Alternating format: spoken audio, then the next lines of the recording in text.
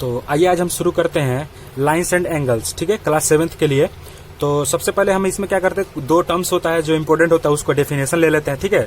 तो पहला अपना टर्म है सप्लीमेंट्री एंगल, ठीक है, और दूसरा टर्म है कम्प्लीमेंट्री एंगल, ठीक है। तो सबसे पहले देखते हैं सप्लीमेंट्री एंगल्स क्या होता है।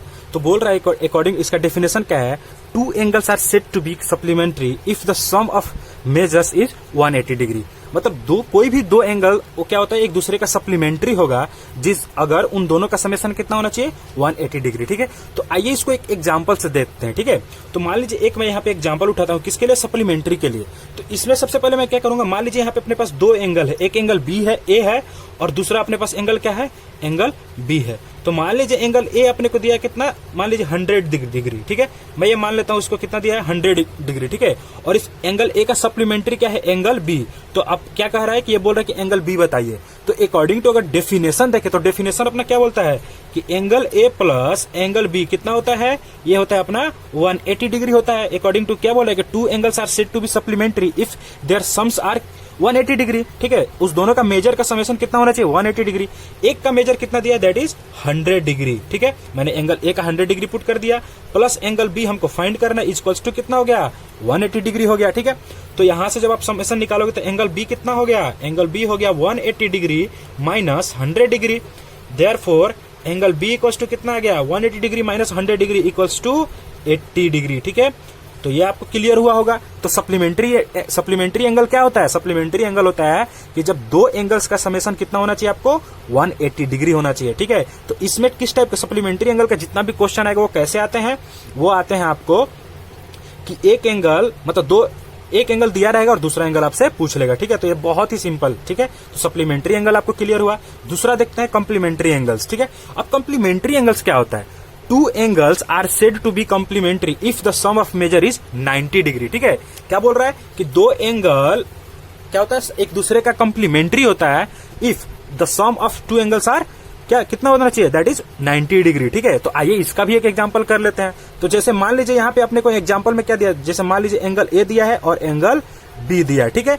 अब मान लीजिए कि एंगल बी अपने को दे दिया कितना, 50 डिग्री, ये मान लीजिए। और क्या बोल रहा है, ये पूछ रहा है कि एंगल ए आप हमको बताइए कि एंगल ए कितना होगा, ठीक है। एंगल बी दे दिया और पूछ रहा है कि एंगल ए बताइए कि कितना होगा, ठीक है। तो क्या बोला, अकॉर्डिंग टू कम्प्लीमेंट्री एंगल का definition, according to definition of complementary angle क्या, कि angle A plus angle B is equal to how much, ये होता है आपका 90 डिग्री, ठीक है। तो एंगल ए आपको फाइंड करना है और एंगल बी आपको कितना दे रखा है, दैट इज 50 डिग्री, ठीक है। तो ये कितना हो गया, ये हो गया आपको 90 degree. Therefore angle A is equal to how much, 90 degree, और ये इधर प्लस में इस साइड आएगा तो कितना हो जाएगा, ये माइनस 50 डिग्री हो जाएगा। Therefore angle A is equal to, तो 90 degree minus 50 degree is equal to कितना हो गया, ये हो गया आपका 40 डिग्री, ठीक है। तो ये आपका 40 डिग्री आंसर आ गया, ठीक है। तो आई होप आपको supplementary angle and complementary angle समझ में आया होगा। तो अब सप्लीमेंट्री एंगल हो गया, तो ठीक है, आइए अब नेक्स्ट भी इसमें देखते हैं इसका। तो अभी मैं जो आपको बताने जा रहा हूँ वो बहुत ही ज्यादा इंपॉर्टेंट है, तो इसको आप बहुत केयरफुली देखेंगे, ठीक है। तो सबसे पहले मैं आपसे ये पूछना चाहूंगा कि एक पॉइंट के अराउंड आप कितने का एंगल बना सकते हो, ठीक है। तो आप इस चीज का ध्यान रखेंगे कि आप एक पॉइंट के अराउंड आप 360 का एंगल आप क्रिएट करते हो, ठीक है। अब मैं क्या करूंगा, ये कोई वो नहीं है, मैथमेटिकल फंडा नहीं है, मेरे बताने का तरीका है, ठीक है। तो जैसे मान लीजिए मैंने क्या किया, इस पॉइंट को मैं दो पार्ट में डिवाइड करूंगा। मैंने इस पॉइंट को क्या किया, दो इक्वल पार्ट में डिवाइड कर दिया, ठीक है। तो मैंने क्या बोला अभी आपको, एक पॉइंट के अराउंड आप 360 डिग्री का एंगल क्रिएट करते हैं, ठीक है। तो मैंने क्या किया, उस पॉइंट को जब दो इक्वल पार्ट में डिवाइड किया तो अब क्या हो गया, इस लाइन ने इसको क्या किया, दो पार्ट में बोला, एक पार्ट ये हो गया और एक पार्ट इसका नीचे हो गया, ठीक है। तो एक ऊपर पार्ट हो गया, एक नीचे पार्ट हो गया। अब देखिए क्या करते हैं, तो अब आपसे ये पूछा जाएगा कि एक लाइन के अराउंड आप कितना का एंगल बना सकते हो। तो अगर एक लीनियर लाइन है आपके पास, लीनियर, ठीक है, तो इस लाइन के अकॉर्डिंग आप ऊपर 180 डिग्री और नीचे भी आप 180 डिग्री बना सकते हो, ठीक है। तो अब मैंने क्या किया, इसी को बोलते हैं आप लीनियर पेयर प्रॉपर्टी, ठीक है। इसको क्या बोलते हैं, लीनियर पेयर प्रॉपर्टी। अब इसमें क्या होता है कि जैसे मान लीजिए लीनियर पेयर प्रॉपर्टी में क्या होता है, जैसे मान लीजिए मैंने क्या कि इस एंगल को ये डिवाइड कर दिया, मान लीजिए कि मैंने इसी पॉइंट पे एक लाइन बनाया और इसको ऐसे डिवाइड कर दिया। अब इसमें क्या किया, इसमें दो एंगल बने, एक तो एंगल ये बना और दूसरा एंगल ये बना, ठीक है। तो मैंने अब मेरा क्या कहना है कि एक एंगल मान लीजिए ये बना एक्स और ये बना हमारा वाई, ठीक है। तो जब दो एंगल बना एक्स और वाई, तो अब ये आपसे बोल सकते हैं क्या हो रहा था, पहले एक लाइन के अकॉर्डिंग आपका 180 डिग्री का एंगल बन रहा था। अब मैंने क्या किया, उसी को क्या किया, दो पार्ट में डिवाइड कर दिया, ठीक है। तो अब दोनों का समेशन, मतलब यहाँ पे फर्स्ट कंडीशन क्या होगा, x plus Y equals to कितना होगा, 180 डिग्री होगा, ठीक है। इसी को क्या बोलते हैं, इसको बोलते हैं लीनियर पेयर प्रॉपर्टी, ठीक है। इसी को लीनियर पेयर प्रॉपर्टी बोलते हैं, ठीक है। अब देखिए मैंने क्या किया, यहां पे मैं क्या करूंगा, एक और लाइन बनाऊंगा ऐसे, ठीक है। और मान लीजिए ये हमारा एक पॉइंट है, इस पॉइंट पे मैंने एक एंगल बनाया ऐसे, और फिर एक ऐसे एंगल बनाया, फिर एक ऐसे लाइन बनाया, ठीक है। मतलब ये क्या हुआ, इसी पॉइंट को ये लाइन क्या कर रहा है, बार बार डिवाइड कर रहा है, ठीक है। अब देखिए मान लीजिए एक एंगल तो पहले ये बना हमारा, मैंने मान लिया इसको एक्स, ये बना हमारा एक, इसको मान लिया मैंने वाई, ये बना एक हमारा जेड, और एक हमारा ये बना क्या, मान लीजिए समथिंग पी मैंने मान लिया, ठीक है। तो सेम पॉइंट पे अब क्या हो रहा था, एक लाइन जो था इस पॉइंट पे मैंने मान लीजिए कि एक पॉइंट पे मैंने तो टोटल 360 डिग्री का एंगल बना रहा था, मैंने क्या किया, उस पॉइंट को डिवाइड जब कर दिया तो 180 डिग्री का एंगल बनेगा। अब इस 180 डिग्री को मैंने कितने पार्ट में डिवाइड किया, 1 2 3 एंड 4। तो अब बताइए, मैंने दो पार्ट में डिवाइड किया तब भी हमारा 180 डिग्री हो रहा था, और इसको चार पार्ट में डिवाइड करेंगे तब भी हमारा 180 डिग्री ही होगा, क्योंकि लाइन के ऊपर हम बना रहे थे। तो क्या हो रहा था, जैसे मान लीजिए इसमें पॉइंट नंबर 2 हम क्या करेंगे, P plus Z plus Y plus X is equal to कितना होगा, ये भी हमारा होगा 180 डिग्री, और ये भी हमारा क्या होगा, ये भी हमारा होगा लीनियर पेयर प्रॉपर्टी, ठीक है। तो ये हो गया। तो आई होप कि आपको ये पॉइंट क्लियर हुआ हो। मतलब क्या हुआ, अब आप इससे इस दो पॉइंट आप इससे डील कर सकते हो। क्या, पहला पॉइंट ये डील कर सकते हो कि एक पॉइंट के अराउंड आपको कितना डिग्री का एंगल बनता है, तो वो बनता है 180 डिग्री का, ठीक है। अब एक पॉइंट के अराउंड 360 डिग्री का, ठीक है। अब क्या किया मैंने, उस पॉइंट को डिवाइड कर दिया टू पार्ट में एक लाइन खींच करके, ठीक है। और मैंने क्या किया, वहां पे एक ऐसे लाइन बनाया, तो क्या किया, उस 180 डिग्री के एंगल को दो पार्ट में हमने क्या किया, उसको डिवाइड किया।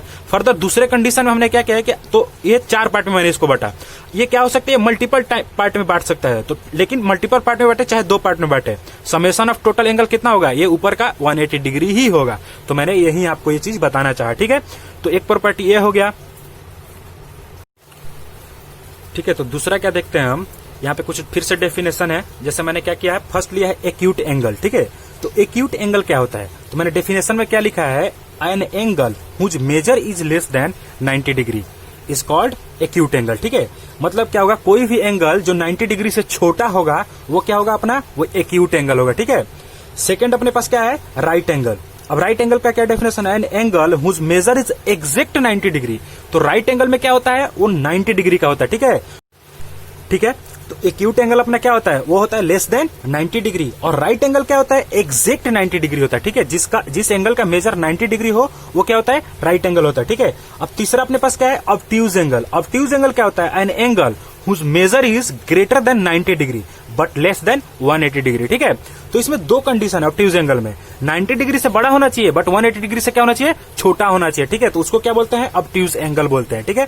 अब जैसे आप देख रहे होंगे मैंने फिगर बनाया है ऐसे, ठीक है। तो अभी इसका नाम क्या होगा, इस एंगल का क्या नाम होगा, इसको कैसे नाम देते हैं, ठीक है।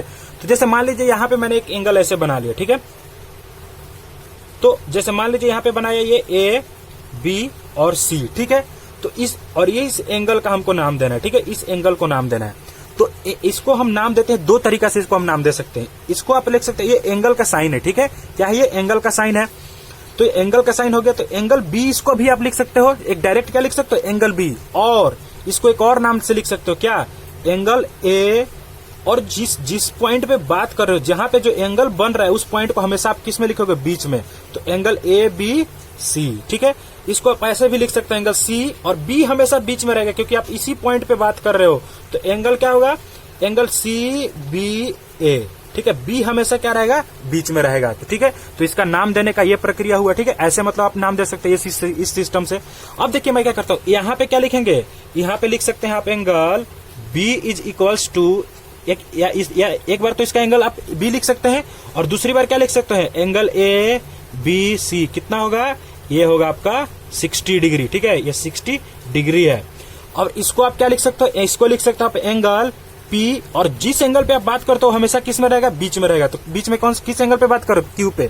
तो पी क्यू आर, या फिर इसको क्या लिख सकते हो आप, इसको एंगल क्यू भी बोल सकते हो। Angle P Q R is equal to कितना, ये 90 डिग्री हो गया। फिर यहाँ पे अगर बात करोगे तो क्या होगा, यहाँ पे आपका होगा एंगल, कहीं से भी शुरू कर सकते हो, जेड से भी। चलो मैं जेड से शुरू करता हूं इस बार, जेड, और वाई हमेशा बीच में रहेगा, क्यों, क्योंकि वाई यहाँ वाई पे ही एंगल बन रहा है।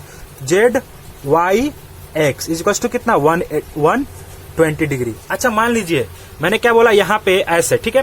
तो जैसे मान लीजिए एक मैंने ऐसे एक लाइन लिया और यहाँ पे इस पॉइंट पे मैंने एंगल बनाया, ठीक है। ये मान लिया P मान लिया, O मान लिया, इसको A और इसको B मान लिया, ठीक है। तो अब देखिए यहाँ पे एंगल, दो एंगल बन रहा है, एक ये बन रहा है और एक ये बन रहा है। तो यहाँ पे आप कभी भी इसको एंगल O नहीं बोल सकते हैं, ठीक है। एंगल O आप नहीं बोलोगे। यहाँ पे एंगल O का क्या मतलब हुआ? एंगल O का मतलब हुआ कि ये और ये दोनों, ठीक है, इसलिए इस पे एंगल ये O नहीं बोल सकते। तो इसको आप कैसे लिखोगे? एंगल POB और एंगल POA, इसको आप ऐसे बोल सकते हो, ठीक है। तो जब एक ही पॉइंट पे दो एंगल हो तो उसको आप ऐसे ना लिखें, एंगल ये जैसे यहाँ पे एंगल O नहीं लिख सकते हैं, ठीक है। तो ऐसे आप ना लिखें तो ही ज्यादा बेटर होगा, अदरवाइज बहुत ज्यादा कंफ्यूजन होगा, ठीक है। तो आई होप आपको ये डेफिनेशन समझ में आया हो, ठीक है। तो इसको भी देख लेते हैं, क्या है अपने पास? वर्टिकली अपोजिट एंगल, ठीक है। The angle opposite to each other when two line cross they share the same vertex, ठीक है। तो अब देखिए ये क्या है कि मतलब क्या बोल रहा है? The angle opposite to each other, ठीक है। तो ये कब होता है? जब दो लाइन एक दूसरे को क्या करती है? क्रॉस करती है, ठीक है। तो इसको जब मैं डायग्राम ड्रॉ करूंगा देन आपको क्लियर होगा, ठीक है। मैंने क्या किया, एक लाइन ये ले लिया, ठीक है, और एक लाइन ये ले लिया, ठीक है। अब देखिए क्या हुआ, जैसे मान लीजिए इस लाइन का मैंने नाम ले लिया ए भी ले लिया, ठीक है। और इस लाइन का मैंने नाम ले लिया क्या? इस लाइन का नाम ले लिया मैंने P एंड Q, ठीक है।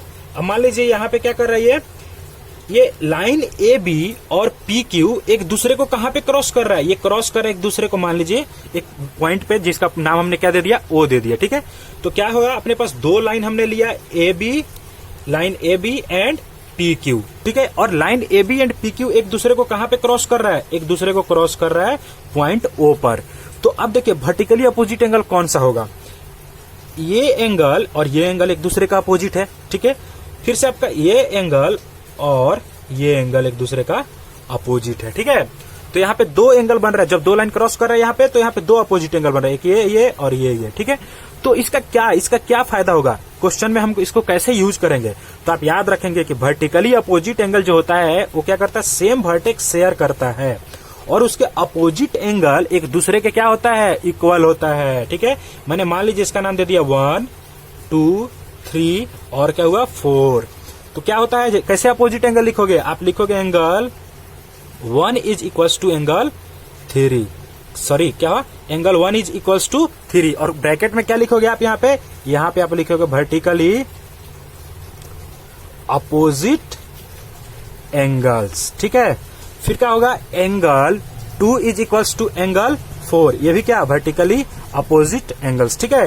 तो वर्टिकली अपोजिट एंगल जो होता है वो क्या होता है? एक दूसरे के इक्वल होता है, ठीक है। तो 1 is equal to 3 and 2 is equal to 4, ठीक है। तो ये टोटल लाइंस एंड एंगल का इंट्रोडक्शन पार्ट आज खत्म हुआ, अभी इस वीडियो में खत्म कर रहा हूं और इस पे बेस्ड जो क्वेश्चन होंगे वो हम नेक्स्ट वीडियो में देखेंगे, ठीक है। So thank you so much and thanks for watching.